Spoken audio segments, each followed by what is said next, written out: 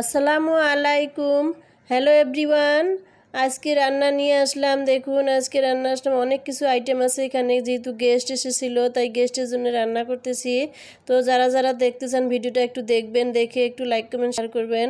তো এখন দেখেন আমি কি করতেছি, যে দেশি পোলট্রি মুরগিগুলো মানে যেটা করে পাকিস্তানি মুরগি ভালো করে ধুয়ে নিয়েছি। এখন ধুয়ে নিয়ে ভালো করে মশলা কষে এর মধ্যে ছেড়ে দিলাম।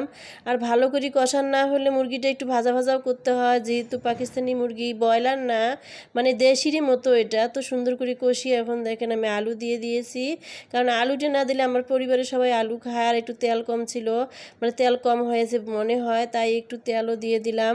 তো তেল দিয়ে দিয়ে দেখেন তরকারিটা আরও ভালো হয়ে গেল, অনেক সুন্দর হয়েছে। তো রান্না বান্না যারা করে, যে আমরা রাঁধুনি, তারা মনে করেন আমরা মানে সবসময় টিপস একটা মানে মাথায় রেখে কাজ করতে হয়, যে কোনটা ভালো হলে কি হতে হবে সে দেখে বুঝে কাজ করতে হবে। আর এই হলো বড় লোকের খাবার এসেছে গরিবের ঘরে। আমিও মনে হয় ধনী হয়ে গেলাম। দেখেন ইলিশ মাছ আরও মানে এসেছে।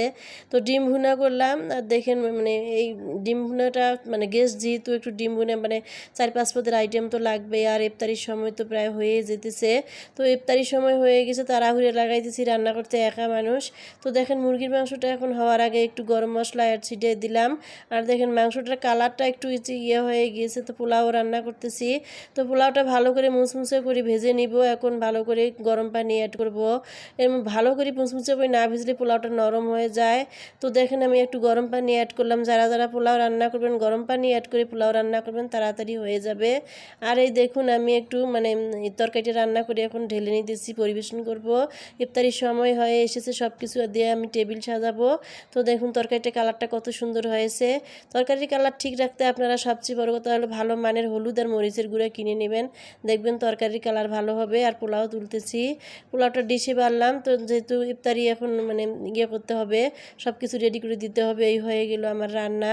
এখন ইফতারির আয়োজন করব, ইফতারির পরে এগুলি খাবো, তাই রেডি করে রাখলাম। আর এখন দেখুন ইফতারি আমি সাজাইতেছি। এই দেখেন বাজার থেকে কিনে নিয়ে এসে ইফতারি, আমার ছেলেটা বাজারে যে মানে ইফতারি কিনে নিয়ে আসলো। আজ আর বানাইতে পারে না, এত কিছু রান্নার পরে বিকেলে শরীর ক্লান্ত হয়ে যায়। বললাম যে বাবা আমি বানাইতে পারবো না, তুমি ইফতারি কিনে নিয়ে আসো। তো ইফতারি কিনে নিয়ে আসলো। এই হলো আমাদের ইফতারি আজকে। তো ইফতারি খেয়ে দিয়ে আবার ওই রান্নাগুলো পরিবেশন করব। আর যেহেতু আমার ছেলে বা আমার কেউই আমার ক্যামেরার সামনে আসতে চায় না, তাই হয়তো দেখাইতে পারি না। তারা ক্যামেরার সামনে আসতে লজ্জা বোধ করে, তাই আমি দেখাইতে পারি না। তো দেখেন এখন খাবারটা পরিবেশন করতেছি। এই হলো পোলাও।